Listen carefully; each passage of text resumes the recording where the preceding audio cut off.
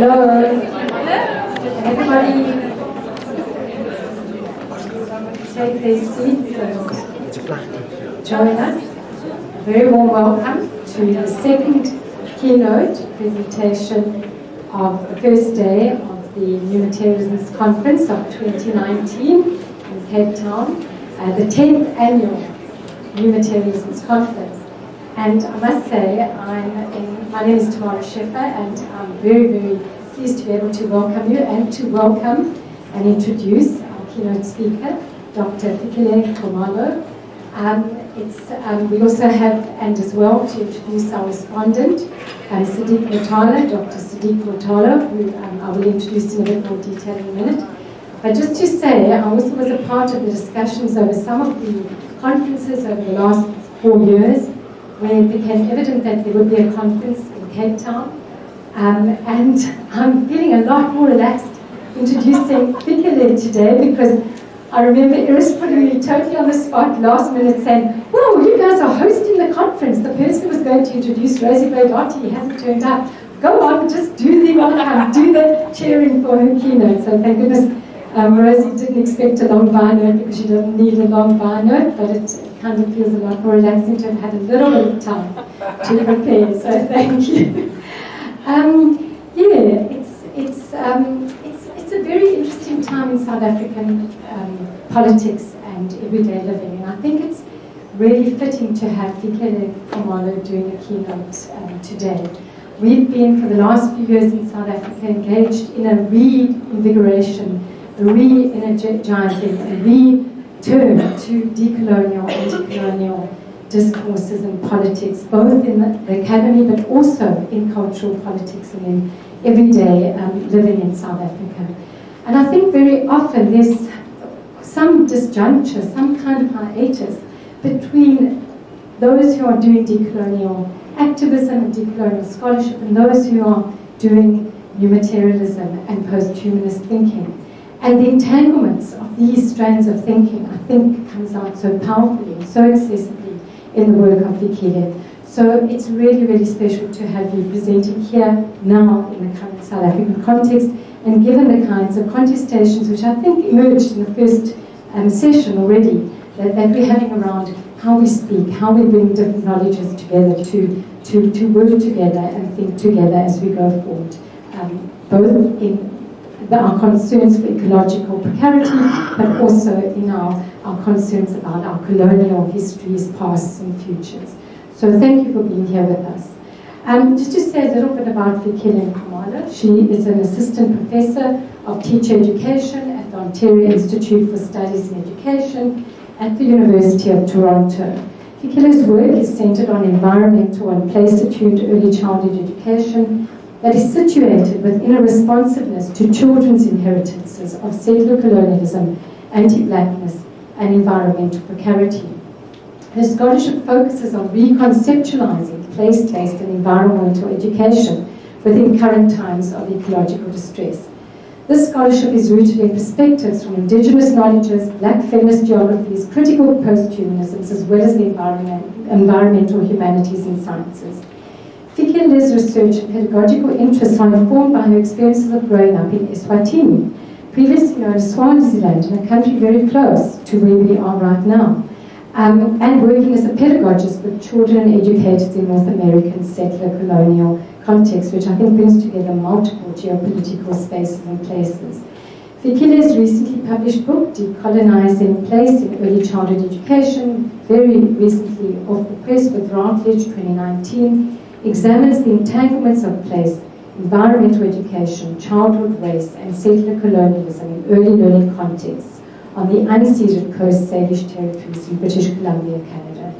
The title of Fikile's presentation today is Anti-Colonial Attunements to Place in Higher Education, Thinking with Radical Relationality. Once again, a very warm welcome, and we look forward to hearing your address, Fikile.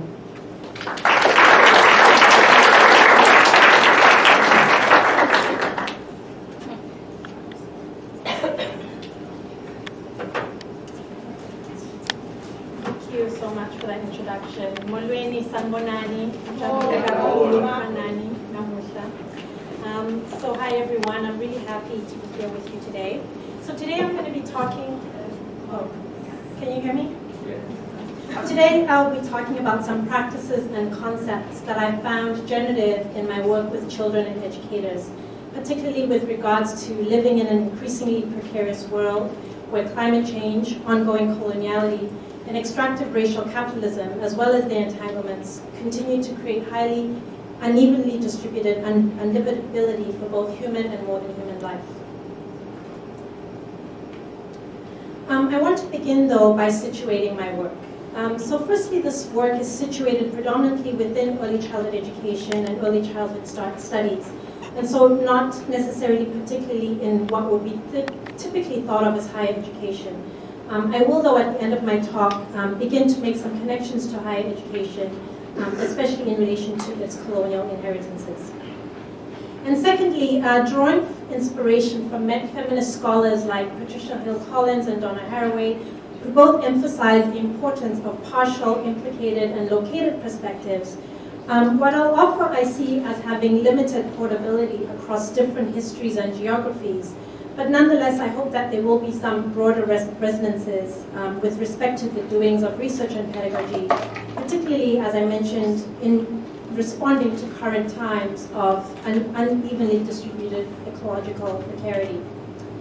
So in other words, while conceptually my work draws from diversely situated ontologies, epistemologies, it's also in place within very specific histories and geographies, particularly in relation to particular settler colonial and anti-Black geopolitical contexts in North America.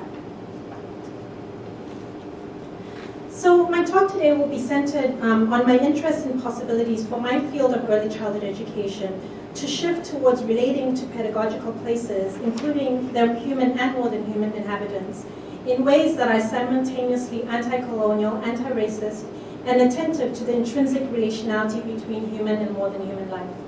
All of which I see as important for learning to live in what Sharon Stein calls the end of the world as we currently know it, where of course there is variability in this we, including peoples, including Black and Indigenous peoples, that have already faced the ending of their worlds. So why bring anti-colonial, anti-racist, and more than human relationality together? As others have noted, I see a need for attention to be paid to the ways in which environmental precarity, anti-Blackness, and settler colonialism are interconnected. So Heather Davis and Zoe Todd note that it's important that dialogues on living in current times of environmental damage explicitly acknowledge the intertwined and interdependent violences of the transatlantic slave trade and the genocidal dispossession of indigenous peoples and territories.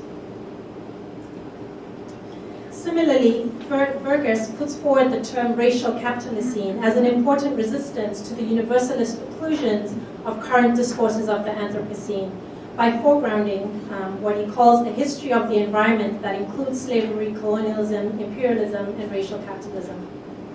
Importantly, these interdependent violences are not relegated to the past.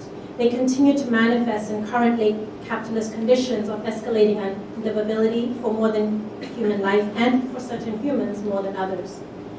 And so I see these entanglements as relevant to rethinking educational priorities for learners and educators of all ages living in North America in current times. So in seeking to respond to the entanglements of coloniality, anti-Blackness, and extractivist relations with the more than human world, as both a conceptual orientation as well as a way to reorient pedagogies with young children, I've turned, as I mentioned, or others have mentioned, to Black feminisms, indigenous knowledges, and new materialisms, which is not to suggest that these do not individually attend to more than one of these issues, and also not to suggest that there are not tensions in bringing them together. For instance, several Black feminist scholars have critiqued the ways in which movements beyond the human in new materialisms at times fail to think about the ways in which engagements with Blackness and anti-Blackness, including colonial and ongoing constructions and treatment of Black people as less than human, are necessary parts of ontological and epistemological movements to disrupt Euro-Western humanism. So Zakiya Jackson, drawing from Sylvia Wynter's important work, describes an antidote to these erasures of Blackness and anti-Blackness as the difficult yet important task of situating the human as an index of a multiplicity of historical and ongoing contestations, rather than taking the human's colonial imposition as synonymous with all appearances of the human. Nonetheless, taking together for myself these different perspectives helped me to sharply attend to the issues that I'm interested in disrupting in my work. So I've been particularly interested in inquiring alongside children educators as well as the more than human inhabitants in the places that we encounter, how particular places might be known and experienced differently in ways that, as I said, resist erasure of indigenous peoples, lands, and storied place knowledges, or indigenous stories of place, that disrupt erasures or deficit constructions of Black relations to so-called natural places, and that also effectively attend to the vibrant, more than human relationalities of the places we encounter. I'm particularly interested in bringing forward possibilities to politicize, unsettle, refigure, reconsider, and re-story what is considered present in the encounters that I work with. So a question that threads through my work then, or one of them, is what might attention to indigenous relational presences, to ongoing colonialisms and anti-Blackness, as well as to more than human entanglements in everyday pedagogical encounters with natural places, in particular settler colonial context, do towards enacting decolonial possibilities. And so in doing this, I'll briefly discuss in turn what I see as the potential of particular concepts or ethical orientations that are also, I think, practices, radical relationality, testifying witnessing, and effective pedagogies in relation to what I see as their possibilities for engaging with this question, and then I'll finish up with some implications for higher education. So Christina Sharp's profoundly, I think, contends that the weather is the totality of our environments. The weather is the total climate, and that climate is anti-Black. So this contention powerfully situates current times of environmental precarity and its unevenly distributed impacts within ongoing conditions of anti-Blackness, in marked dissonance with persistent decontextualized approaches to environmental education for young children. So the pervasive whiteness and coloniality underpinning dominant understandings of nature, wilderness, and environmental education are already well established, and in my perspective are anti-Black. So it's hardly surprising to me then that constructions of Black childhood in environmental education for young children are largely marked by deficit discourses. And these discourses include the construction of nature experiences as a fixative, such as a way to improve individual developmental and academic outcomes for children that are already viewed as lacking or as out of place or out of touch with the natural world, without attention to structural inequality.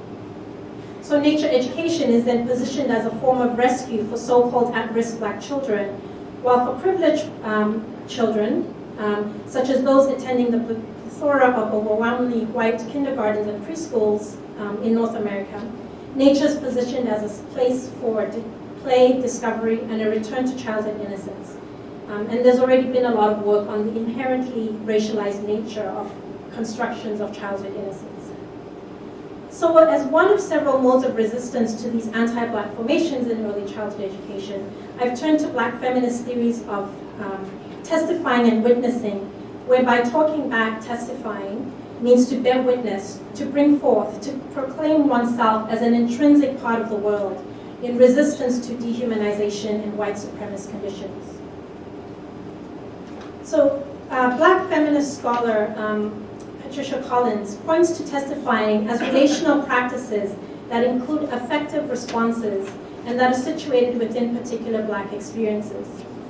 An important effect of this testifying tradition is that it not only makes visible difficulties and injustices that might otherwise go unnoticed by the dominant society, it's also a relational affirmation of Black humanity, strength and resilience, and hope in the face of dehumanizing injustices.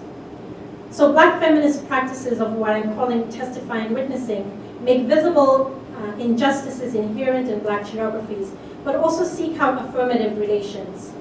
So brought to contexts of environmental early childhood education, I think of testifying witnessing as modes of revealing the inequitable differentiations of Black children's situatedness in anthropogenic inheritances, while at the same time affirming Black children's humanity and their complex and generative place relations.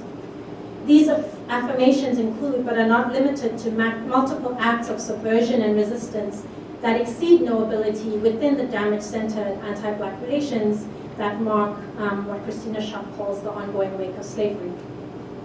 So in thinking with testifying witnessing as modes of situating North American Black childhoods in the Anthropocene in ways that are affirmative yet also attend to anti-Blackness, one possibility that I've experimented with has been to tell stories that unsettle deficit or absented depictions, stories that testify to and witness generative Black place relations and Black futurities.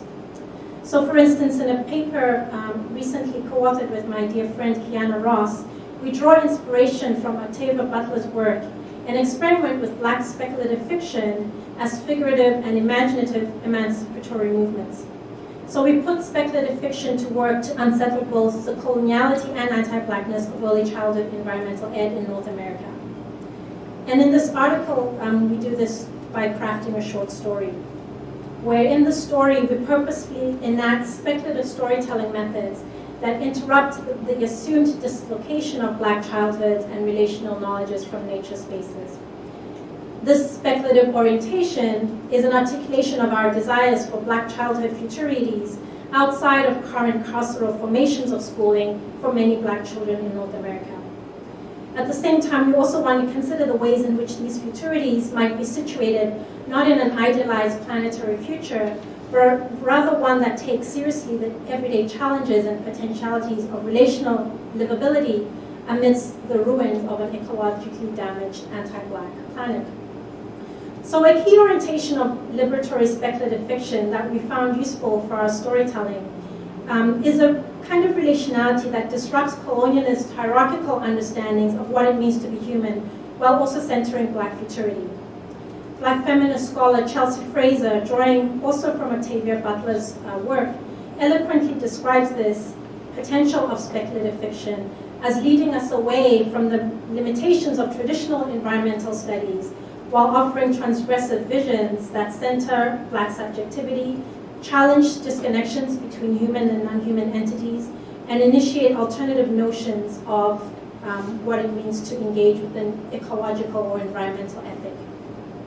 So our imaginaries of Black space in early childhood environmental education in the story that we write gestures towards educational places and spaces where Black childhoods are affirmed without a need for reliance on the always already racialized trope of childhood innocence. So in these imaginaries, Black childhoods are not defined by the enclosures of anti-Black schooling practices. And Black children's interests and curiosities about places, plants, animals are listened to and nurtured. And as modes of testifying to and witnessing the survival of Black life amidst anti-Blackness, the educators in our fictional story enact pedagogies that affirm Black land knowledges while not ignoring the structural violences of past-present histories of both Indigenous and Black land dispossession. Importantly, in these speculative reconfigurings, the environmental learning of Black children is not premised on inclusion into Eurocentric developmental trajectories that are reliant on locating deficits in individual Black children. So here, what we call Black space manifests as both departure and refuge from the gratuitous violence of the afterlife of school segregation in North America, and brings forth different kinds of possibilities for anti-colonial and, as I mentioned, affirmative worldings. So the story that we write is set in Oakland, California in the future, in a climate change future that has severely decreased the livability of the planet, and where Black people have escaped the anti-Blackness of schooling and formed their own specialized schools. We tell the story of a school focused on learning with the environment, led by a teacher named Nyawela, where we tell of children's learning that's guided by the ethos of relationality. So for instance, children learn alongside Indigenous peoples about lessons from the defenders of the water school at Standing Rock, as well as about being in good relation with more than human others. We also tell situated science stories, and we work with an orientation, as I mentioned, that affirms Black childhoods. And so while I acknowledge that these futures might seem unattainable and dislocated from current contexts of extreme regulation and surveillance of young Black children, beginning in their earliest years of schooling in North America.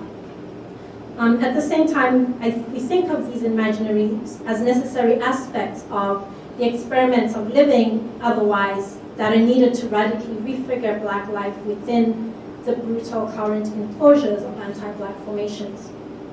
So in other words, as Ruha Benjamin says, the facts alone will not save us. We're drowning in the facts of inequality and injustice. And so we see a need to begin to imagine new kinds of pedagogies in response to young Black children's uneven inheritances of increasingly uncertain ecological futures. So as I mentioned earlier, an important guiding orientation of my work is the necessity for environmental education that disrupts extractive, human-centered ways of learning with the modern human world. This disruption includes turning towards pedagogies that foreground radical relationality and reciprocity with the more than human beings, including water, animals, plants, and land that we encounter. And so I draw my understandings of radical relationality and its importance towards generating more livable worlds from multiply situated indigenous knowledges that foreground an intrinsic interconnection between humans and more than human relatives, and that recognize the agentic sociality of land, waters, and their inhabitants. Importantly, brought to the context of early childhood education, an ethos of radical relationality unsettles the dominance of child-centered curriculum that is focused on the individual academic development of each child according to universalized norms. Instead, the focus is on learning as relational, is on what happens in between children and more than human beings, where all of these beings are encounters and active participants in children's meaning-making, rather than passive recipients of their nature discoveries. So in this orientation, children's relations with their local environments are seen as interdependent, relational, and interactive. And this includes relations of environmental damage and vulnerability.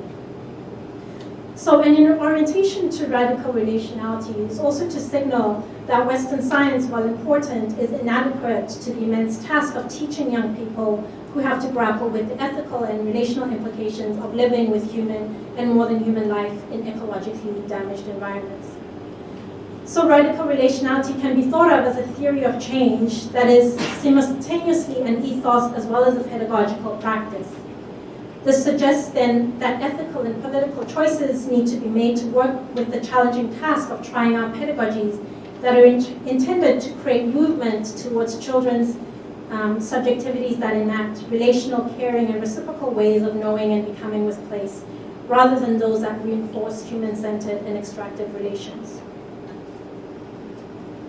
So an example of what such practices might look like are in a summer camp for marginalized Latinx and indigenous children and youth in San Marcos, which is led by Coetacan indigenous elders, and that centers Coetacan relations with land and water. So my role in this work has been to document, in consultation with the elders, the ways in which through song, art, dance, and ceremony, children learn how to be in good relation with water, including the sacred springs where the camp is held, which are important waters to the Coetacan peoples and are part of their creation story. And if any of you attend AERA, the elders and some of the camp facilitators will be presenting this work on decolonizing water pedagogies. So the children, elders, and facilitators are in ceremony with water throughout the week, beginning with the collaborative building of an altar containing water from the sacred springs, and including an elder-led water ceremony where each participant receives a vial with the sacred springs water. So through a multitude of intentional curriculum and pedagogy throughout the week, which also includes a lesson on a proposed pipeline called the Permian Pipeline, which threatens the aquifers that feed the springs. The young people are unsettling coloniality and enacting curriculum as ceremony, and enacting radical relationality that disrupts human-centric, extractive ways of relating to more than human worlds. And so while I don't necessarily see these as pedagogies that are steps to be followed, I think that early childhood educators, or maybe other educators in their own contexts, might consider how they might work with communities to enact these sustaining pedagogies. Such pedagogies then are an invitation to stay with the question of what kinds of education matter for young people growing up amidst the challenges of escalating and unevenly distributed environmental precarity. So the elders that I work with closely, Dr. Gaza and Maria Rocha, are really hopeful that such pedagogies might actually find their way to schools, particularly in San Marcos. And currently they're just developing a play that's based on the Sacred Springs creation story that they hope to bring to elementary schools in Central Texas. So in turning towards the generative and interruptive potentials of affect in doing early childhood pedagogies differently, I drew inspiration from early childhood scholars who have shown how affect has potential as a mode of decentering human-centered modes of learning. Affect, understood as inherently relational, brings forth a myriad of possibilities with regards to the who, what, and where of being affected and affecting others.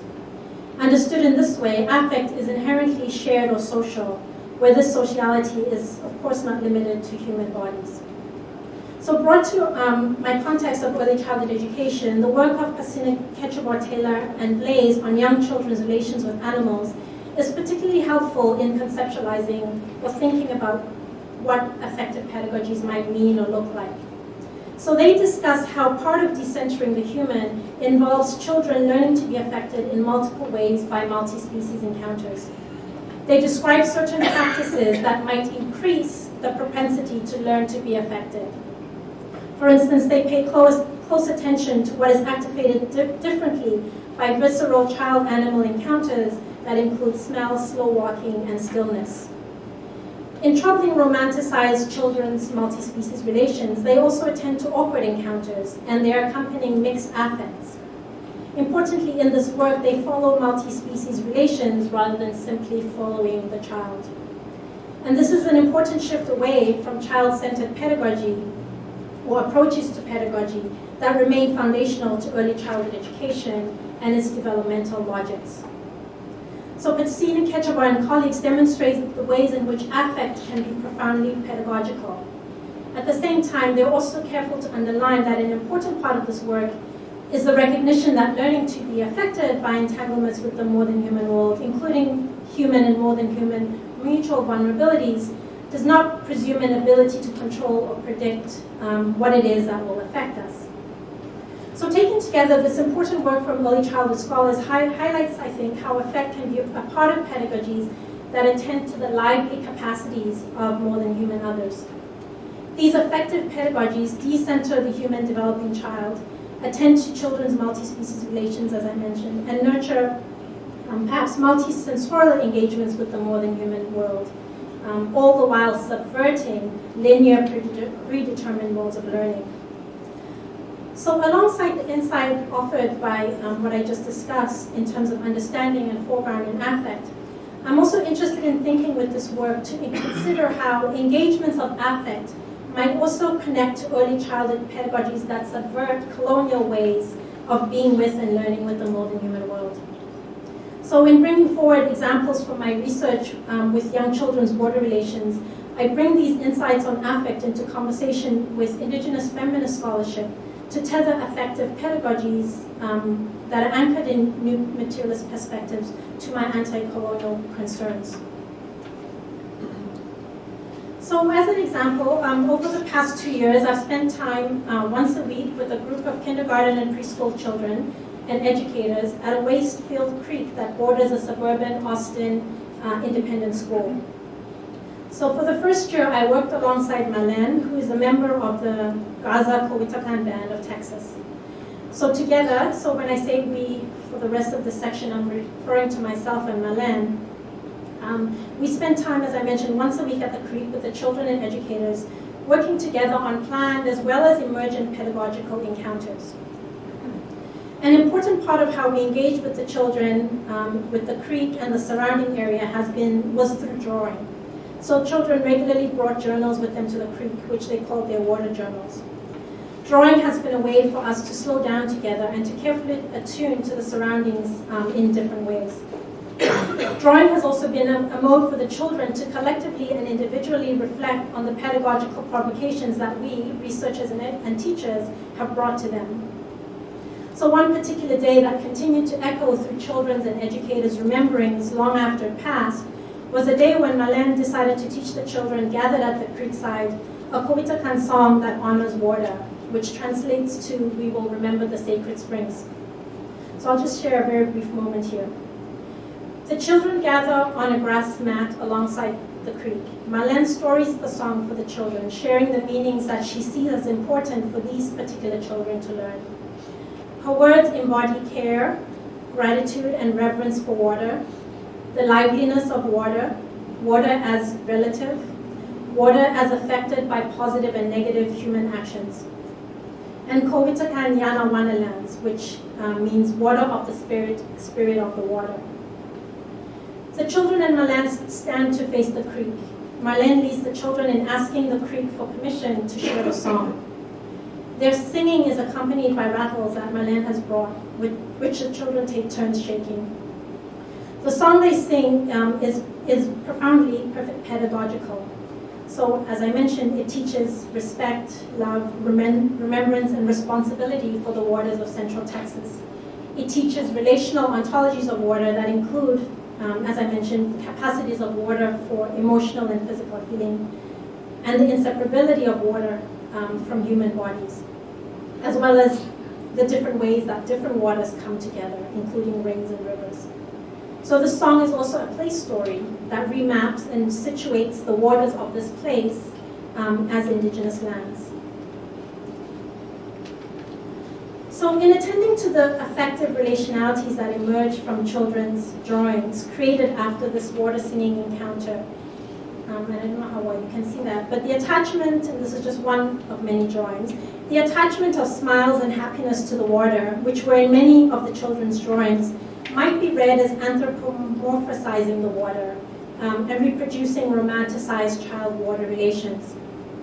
However, an alternative perspective suggests that multiple materialities and discourses assemble to influence the marks that emerge on the paper. So in other words, the drawings are never a pure and unmediated representation of what children see and hear. They are also much more than the physical images on the paper, and this is drawing from the work of Sylvia Kind. And so we intentionally resist a literal interpretation of the children's artwork that would simply inscribe human-like emotions to the water. That is to say, even though the children use emotions to describe their artworks, for instance, referring to the water as happy because they sang to it, these drawings can also be seen as perhaps collective affective relationalities towards water that shape and are shaped by what children and educators say. So for instance, children say, "I am the water spirit. This is the water happy." The creek, the way scattered within and alongside the creek, Marlene's words about the song, the actual song, the singing, the children's memories of other water stories that we've been sharing with them, as well as much more. So the art making then is just one part of the affect, objects, human and more than human bodies and discourses that come together to change how children act, feel, and do. And here drawing from Anna Hikimudi, within this assemblage, art participates in changing what human and more than human bodies can do. And so while the moments that I've described here are really small, minor events, I take them seriously as processes of children's inquiries that are more than just the representations drawn on the pages. Just as the affective relationalities that emerge from those moments are more than what children say and do. The learning that happens in these inquiries also cannot be adequately captured by individual developmental descriptors of each individual child's art. So the children's bodies, the pencils, crayons, the paper, the creek and song, and so on as I talk to, as well as other things, events, sounds, and memories, are all active participants in this more than human place learning encounter. So in addition to their potential for activating more reparative, less destructive relations with more than human worlds, these small, minor pedagogical encounters unsettle Euro-Western understandings, again, of the individual autonomous child who's separate from the natural world, a world that they need to be returned to experience academic, social, emotional, and physical developmental benefits. drawing from Africa Taylor. So we wonder what new kinds of collective relational subjectivities emerge from these affective pedagogies as children collectively create in a placed material discursive relationship with each other, the water song and the creek and more, as I just mentioned. And as our readings of these moments suggest, we're not particularly concerned with slippages between emotion and affect, particularly in our focus on relationality. So we resonate with Sarah Ahmed when she writes, while you can separate an affective response from an emotion that is attributed as such, so the bodily sensations from the feeling of being afraid, this does not mean that in practice or in everyday life they are separate. In fact, they are contiguous. They slide into each other, they stick and cohere, even when they are separated. So we see noticing emotional responses as a part of paying attention to the ways in which affect is always distributed unequally. Not all bodies are affected in the same way. So this means for me a turn to affective pedagogies for us always also includes an analysis of power relations that shape the ways in which affects and their accompanying processes are always asymmetrically distributed within particular places and spaces. So in other words, we want to avoid colonizing understandings of who and what is affected and who or what is deemed more as an affectable other. Put another way, while in returning analytically to these moments, we, Marlene and I, focus on the positive relational aspects of our pedagogies, we understand relational emotions as involving both reactions or relations of towardness or awareness, as Sarah Ahmed says. So brought to the encounters that we have just described, an attunement to the circulation of emotions and their entanglements of power relations helps us to notice that for Marlene and myself, as Indigenous and Black Indigenous people, bringing forward Indigenous knowledges in this particular colonized place with predominantly white settler children and educators is also filled with complex affective intensities in relation to both decolonial resonances as well as for the vulnerabilities of our own embodied presences that they bring as an otherwise way of being with this environmentally damaged place. So we've recently written about Marlene's teaching the children to ask the creek for permission to be with it, alongside the singing that I just described. And in this writing, we've thought about how these pedagogies might be seen as enactments of Indigenous feminist practice that has decolonial effects. We also want to extend this work to think specifically with the embodied reverberations of these pedagogical encounters, which were experienced as affecting moments by us and by the children and educators. So in this reading of these moments, we turn again to Indigenous feminist theories. In particular, we want to consider how the sonic embodied movements that were part of this singing can be thought of as relational affective gestures. These gestures activate perhaps decolonial cartographies or counter-mappings of this particular place that could be seen perhaps as a small antidote to the cartographies of dispossession that are always a part of settler colonialism. And this is drawn from Morrill and colleagues. So Cree scholar Karen Recollet helps us to bring forth an understanding of the mattering of the physical, embodied, sonic, and affective movements of Indigenous relational knowledges within urban spaces such as this Austin Creek. Recollet works with the example of Indigenous peoples dancing with non-Indigenous allies in flash mob round dances in urban Toronto spaces during a period of Indigenous resistance called Idle No More. She discusses the affect produced during these moments as having pedagogical and decolonial resonances, where, and this is a quote, circuitous motion enacts a radical pedagogy of love to the singing of love songs, which effectively embed between spaces for the wedging in of dances, thoughts, reconceptualizations, and renegotiations of space. So perhaps then Marlene, children, song, rattles, creek, trees, educators, and more could also be seen as collectively reactivating a pedagogy that enacts in some small way decolonial countermappings.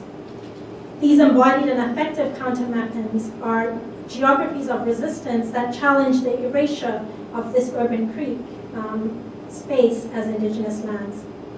Decolonial affects are also made possible through the presence of Malan as a member of the indigenous Powhatan community with deep relations to this place, including through teachings from Powhatan elders that I referred to earlier.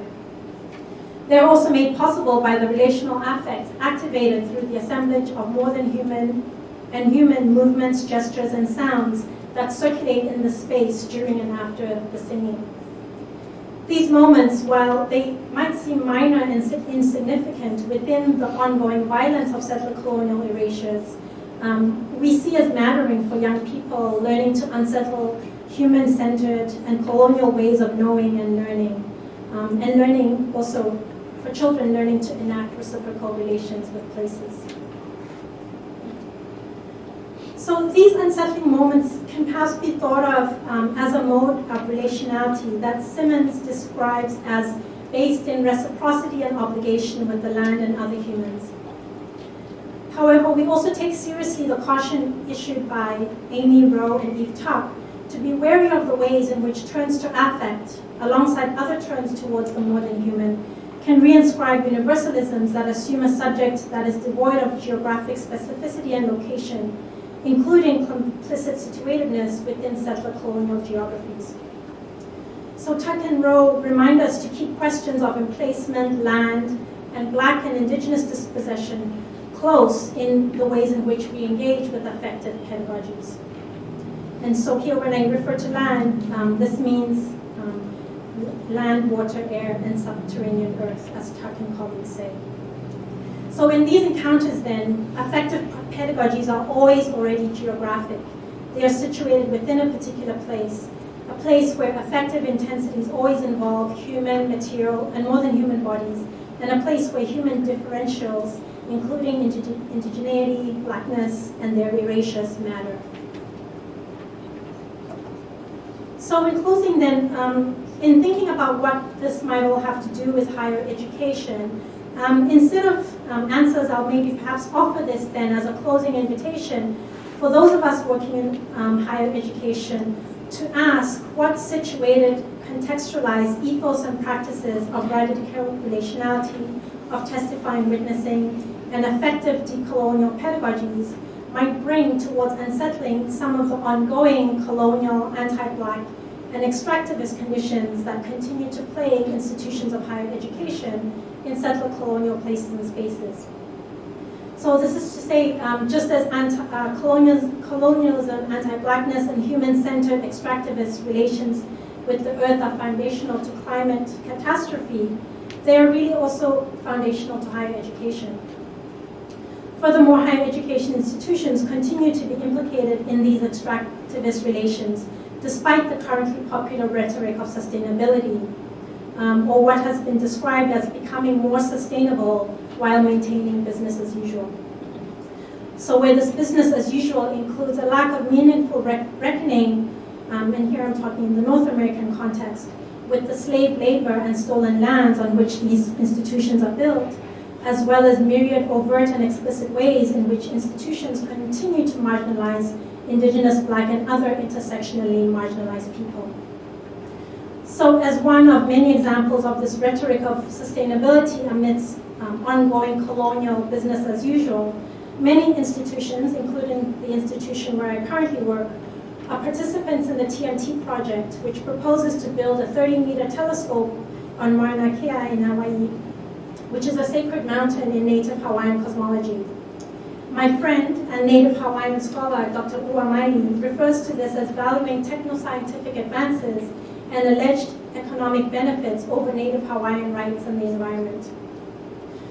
So returning to my earlier words then, an orientation towards radical relationality reminds me that, again, as I said, that Western science alone is inadequate to the necessary task of disrupting colonial separation of human and more than human life on stolen Indigenous lands. So perhaps, again, this could be seen as an invitation to engage in your own particular context with the question of what can radical relationality, testifying, witnessing, and orientation towards learning to be affected by our more than human relations look like, and what might it do to help unsettle in higher education? particularly when situated within ongoing and escalating environment in unlivability.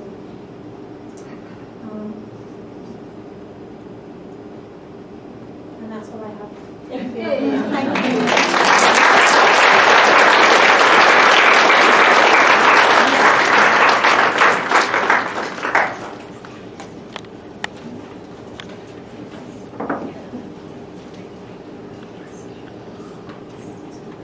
So much for that really rich paper and for sharing the way you've been thinking through the amazing pedagogical practices that you engage in with young people, and would love to hear more. I'm sure everybody would love to read the novel that's been written and more of the narratives and hear the song. Sorry, the video didn't, I imagine it was taken, the video was taken. Well, there wasn't a video. Oh, there wasn't. That was just an image of the Didn't show. Slides, yeah. If we don't mind, in the interest of time, we're going to go straight to Sadiq Mutala's brief reflection, because Sadiq has indicated that he'll be taking his thoughts further on in the session this afternoon, so doesn't need to take up too much space now. So his reflections will be an opening up of the space to dialogue on the basis of the work that's been presented by Fikile. So a brief introduction to Sadiq Mutala, who is a senior lecturer in the Department of Civil Engineering and Surveying at the CPUT, Cape Peninsula University of Technology here in Cape Town. Sadiq teaches geomatics students who are studying towards qualifications in surveying or geographic information systems, GIS. He holds a PhD in education. For his PhD, he researched the use of storytelling in engineering education, mediated by a critical post-humanist stance. His research is focused on posthumanism. The scholarship of teaching and learning, historical mapping, and digital storytelling. He was a recipient of the 2017 Altasa CHE National Excellence in Teaching and Learning Award. That's a highly prestigious award in the South African context for teaching and learning. And he's notably also one of the members of the scientific committee organizers for the conference. And he's taken on a huge load this afternoon and through to the evening, so we really appreciate it and welcome. It's a pleasure. Thank you.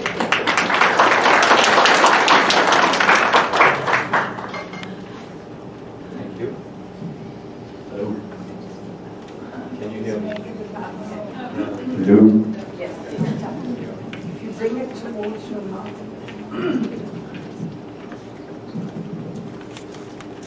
Thanks. Thank you. Good afternoon, ladies and gentlemen. Thank you, Fikile, for that fantastic keynote.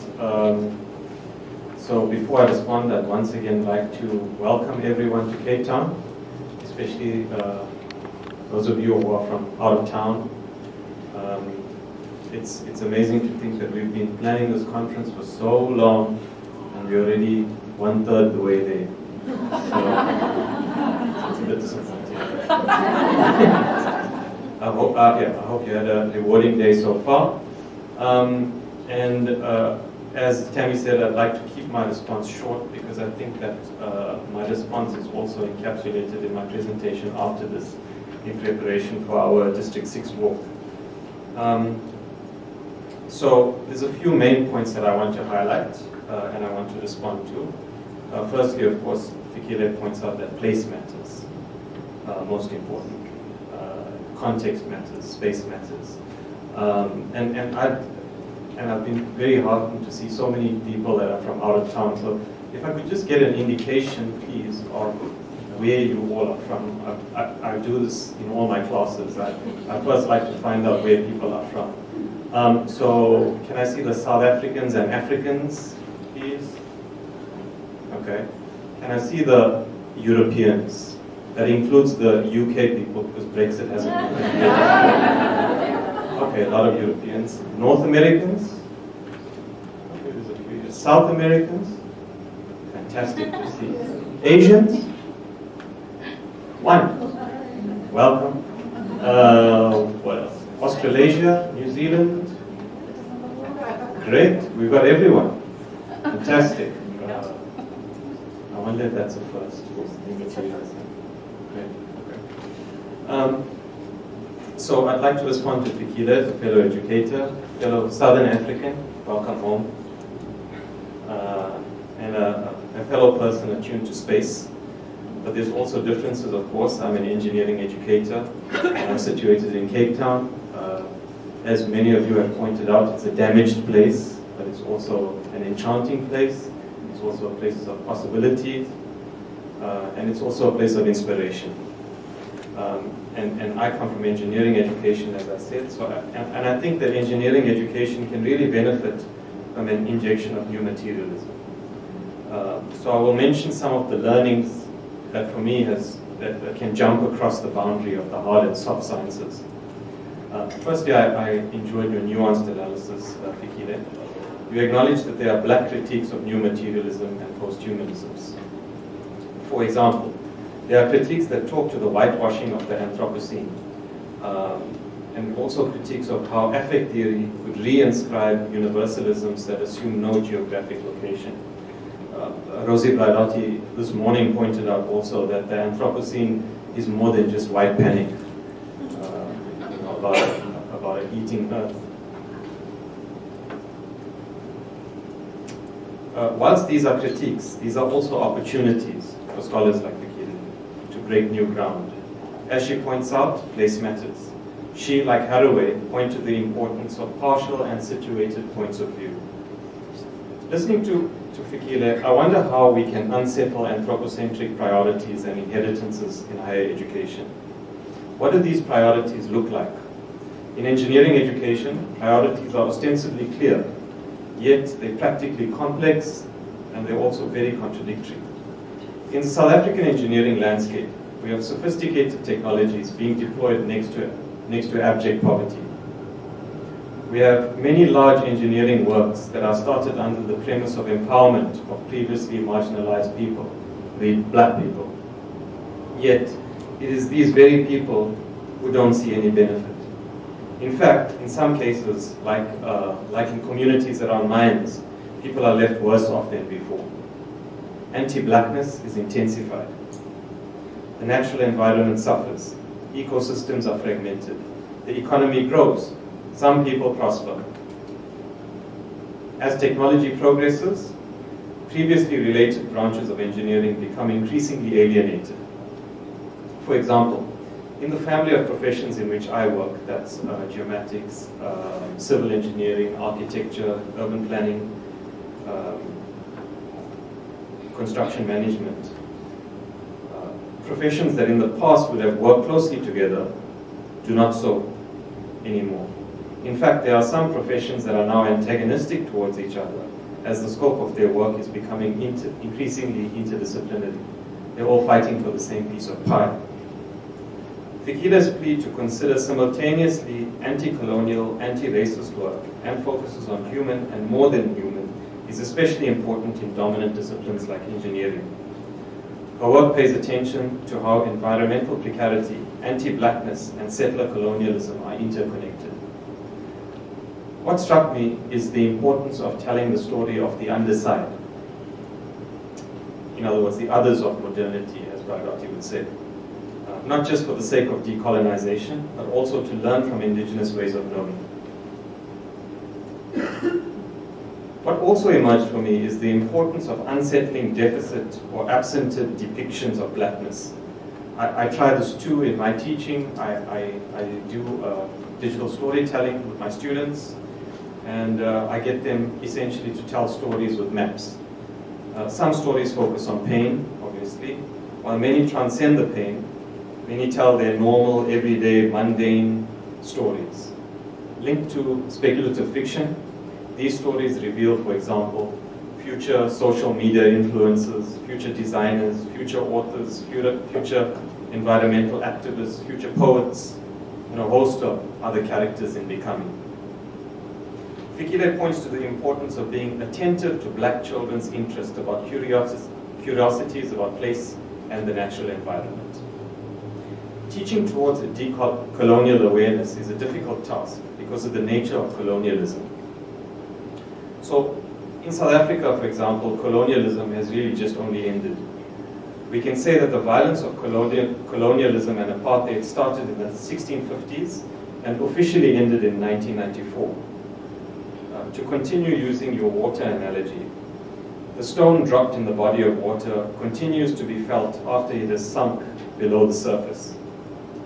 There are concentric circles of pain and violence that repeat upon us. And what if the stone was a poisonous stone?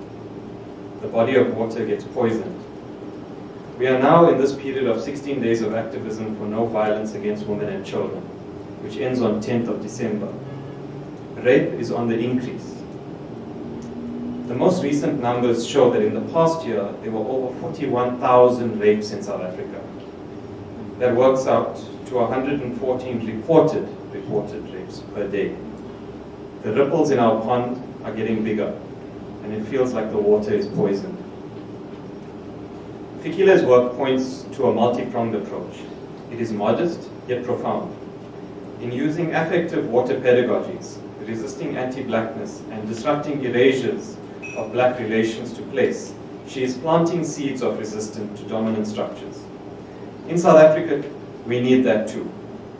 Against the backdrop of hundreds of years of abuse of black bodies, how can we start reconnecting to each other, to our natural environment, which is also becoming increasingly poisoned, and to troubled knowledge of this specific place?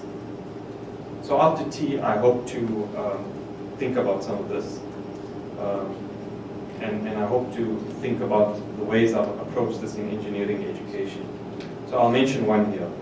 In getting engineering students to link their technical knowledge to their own lived experience through storytelling, some wonderful disruptions of power relations happen. I see these types of interventions, like Fikile's water intervention, as planting seeds of a different type of awareness, a different consciousness that troubles the boundaries that have become so sedimented under the pressures of neoliberalism, anthropocentrism, sexism, racism, and a whole lot of other isms, including colonialism. So, yeah, I think I'll end my response here, and I'd like to open it up as she did, to ask you what resonated for you, and how could these ideas help your specific location in higher education. Thank you.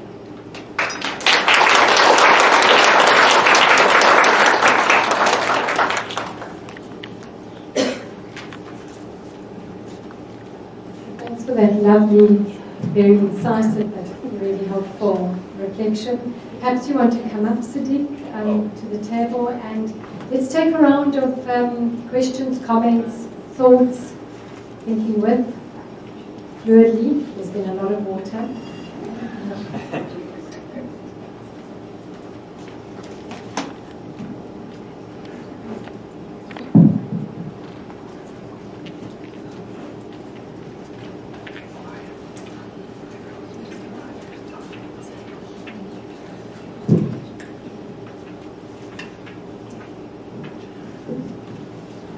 Yura, thank you very much for both those contributions to our thinking this afternoon.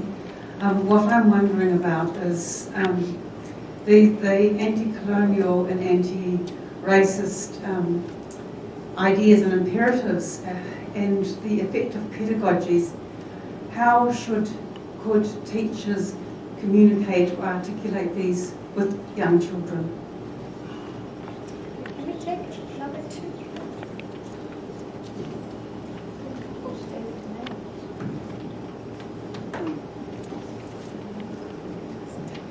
Thank you for that rich input. I'd just like your thoughts on planting the seeds at the higher university around aspects of sustainability. And my context, I'm at the University of Cape Town, and the Vice Chancellor recently contracted an environmental engineer to meet our sustainable development goals. And the presentation about sustainability was about water, but a water structure and rooftop solar panels. And myself listening to these presentations, getting grey hairs to think that that's exactly what I do not teach my students about sustainability. But yet, to have the discussion about aspects of care and this relational perspective that you brought at the moment seems a little bit challenging in the space. So just your thoughts on how to plant the seeds in our challenge.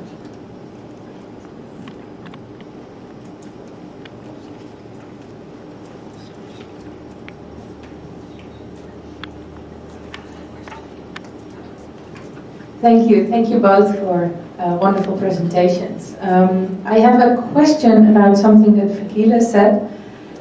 You mentioned slow walking and awkward encounters, and these two words, combined words, stuck with me.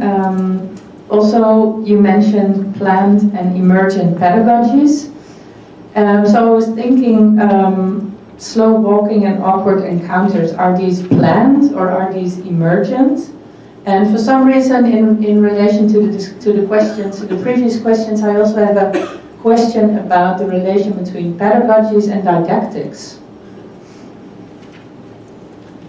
Thanks. I think we can pass it up to Fikile. Is this on? Okay, so with the first question around articulating this with young children, I see the examples that I offered as exactly that, trying to figure out how to do this with young children. I see, those examples of the pedagogies that I shared as examples of doing that anti-colonial and anti-racist work. So while maybe working with young preschool children, we might not actually bring the words settler colonialism into our conversations, but we can bring an indigenous story, or we can teach children that these are Coatican lands and there's particular relations to water that go back a long way, and I see that as anti-colonial work.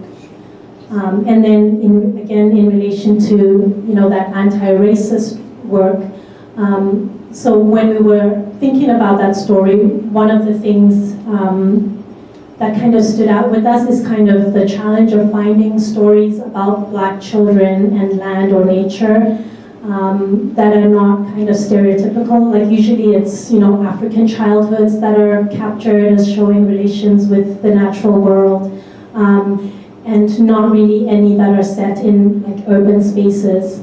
And so as part of doing that anti-racist work, one small part of it, at least that we think, is to think about creating, well, in this story we did it ourselves as adults, but I think this could be a storytelling that could be done with children, where children can also create stories where they place themselves in particular places and spaces. And again, while we might not be using that terminology of anti-racist work, but I see this as telling these kinds of stories as anti-racist work. And then the sustainability. Did you want to talk about the sustainability? Yeah. Yeah. Go ahead. Thanks. Yeah, on the question about the environmental engineer, my view is that engineers have quite a warped sense of ethics. And the reason for this is that each branch of engineering looks after what they consider to be ethics or ethical. So an environmental engineer will certainly have that, and so do civil engineers and mechanical and electrical. They each kind of look after their own little branch of ethics, and they hope that at the end of it, ethics is looked after. Whereas, of course, this is not the case, and I found that by disrupting the engineer's view of ethics, by bringing in nomadic ethics or post-humanist ethics, it tends to really unsettle engineers. They don't even know where to really place themselves in this new framework. But I think that awareness that there are other types of ethics out there is important.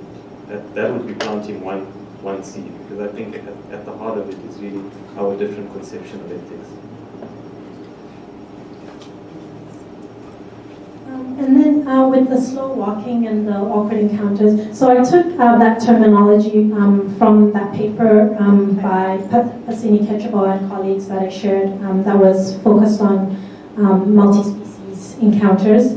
And in terms of whether those would be planned or emergent, I think, at least from my perspective, they would be both.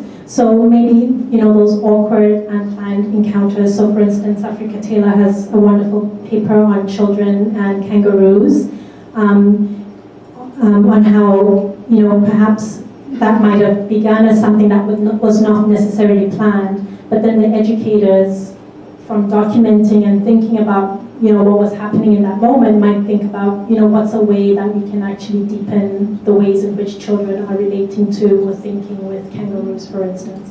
And I know with Veronica, we've done similar work thinking about children's encounters with raccoons. So I think they could be both. And in thinking specifically with the examples that I shared with the warder, certainly there was both planned and emergent. So with Marlene's bringing particular, indigenous ontologies, that was definitely planned. We would plan particular stories about water that we wanted to bring to children.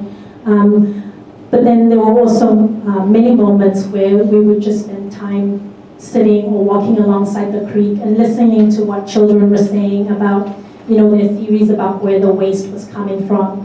And then from that kind of emergence of what children were saying, thinking about, how could we, what kinds of waste pedagogies, for instance, did we want to think with and bring with the children. So, for instance, we helped children they wanted to make a waste track for the waste. So, building on what they were interested and curious about in relation to waste, to then kind of do something more planned. So I would say it's always both, at least for myself. And then I'm not sure what the formal definition of didactics is, but when I think about didactic, I think of more of a one-way way of teaching. I'm not sure if that's the correct definition. Whereas pedagogy, I think, can take many forms, but I'm not sure about the definition of didactics. And in terms of thinking of that sort of that telling, I think there is a place for didactics, especially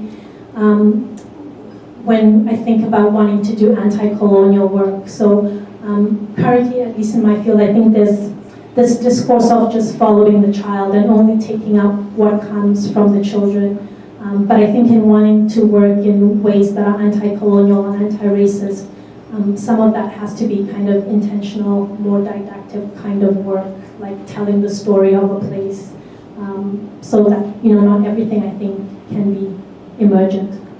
But like I said, I'm not sure what the formal definition of didactic is. Thank you. I think we've got time for another round of comments, questions before breaking for tea, which I'm sure everybody's looking forward to.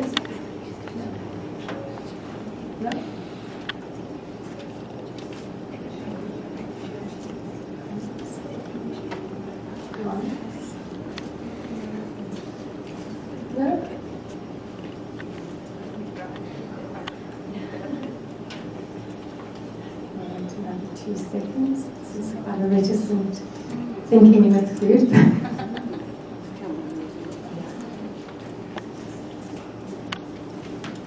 Thank you so much for your talk. In Australia, there's quite a lot of discussion about the notion of risk with young children, and I just wondered if you wanted to comment on that, because there has now been quite a shift to more risky play and using fire, letting them sit around a pit and do all sorts of things with that, and climb trees, whereas only 5 or 6 years ago that was a complete no-no. So there is a kind of, the regulations are allowing a much more sort of free way of very small children interacting with the environment. I just wondered if you want to comment on that in the context that you were working in. Was that an issue at all, or has that shifted over the last, say, 10 years? Thank you. Anybody else?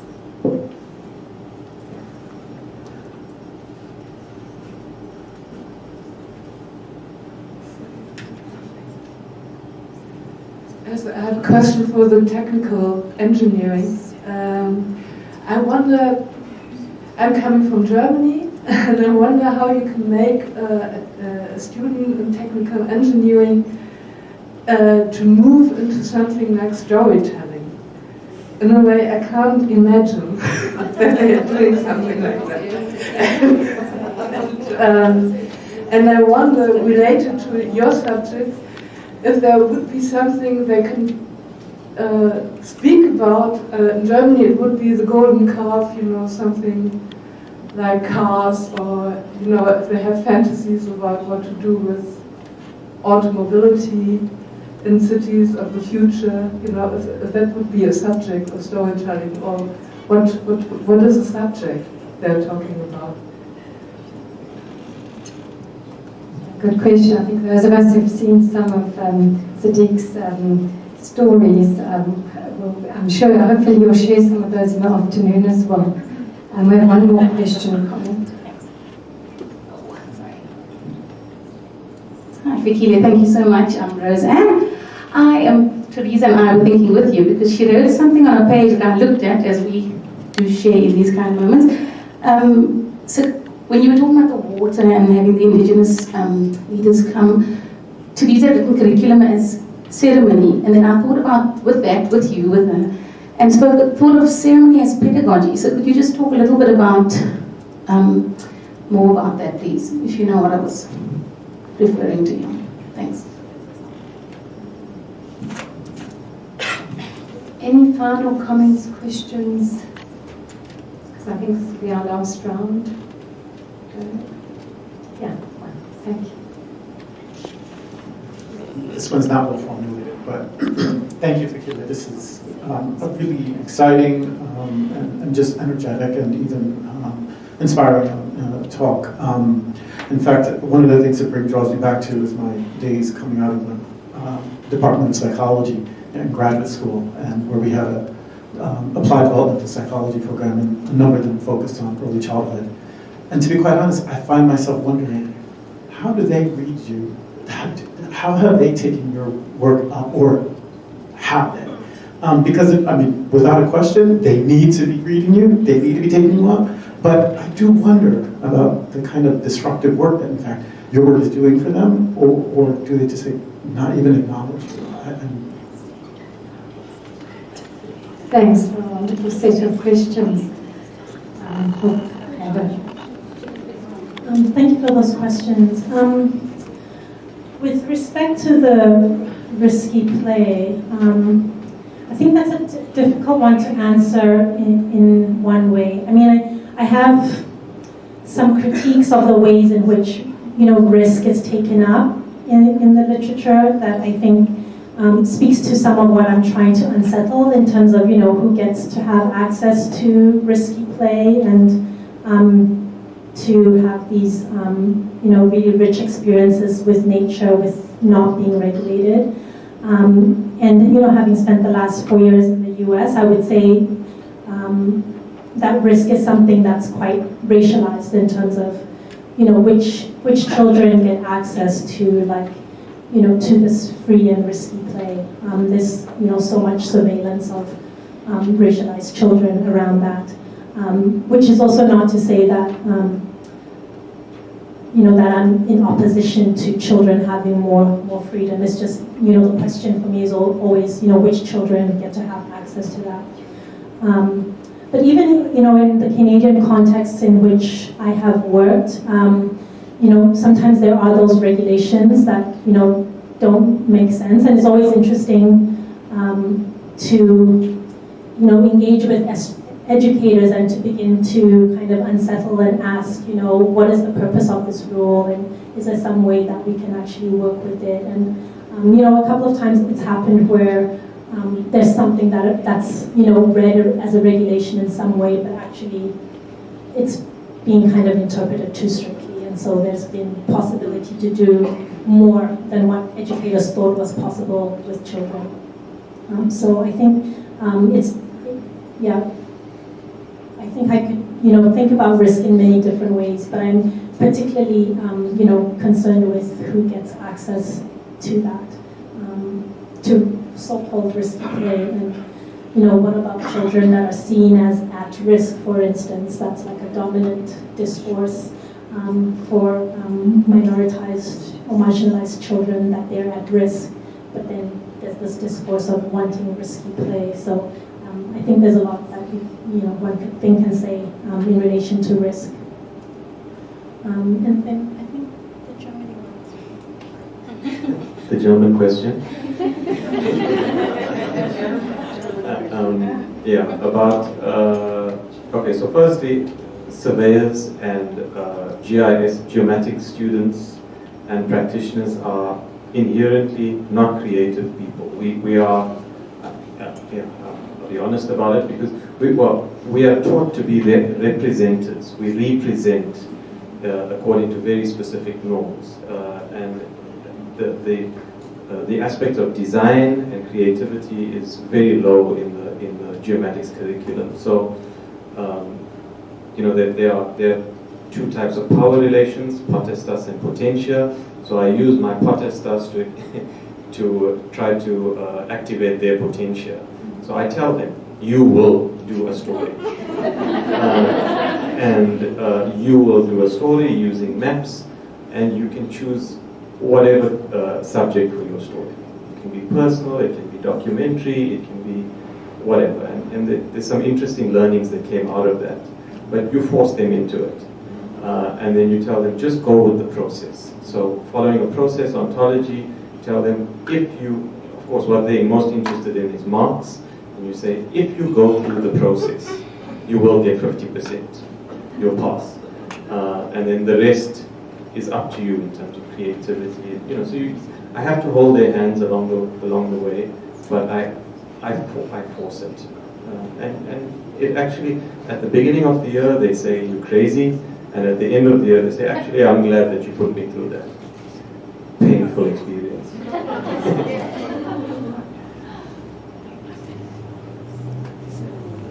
And then, thank you, Roseanne, for that question on ceremony as pedagogy. And that really came from the ways in which the elders described the summer camp.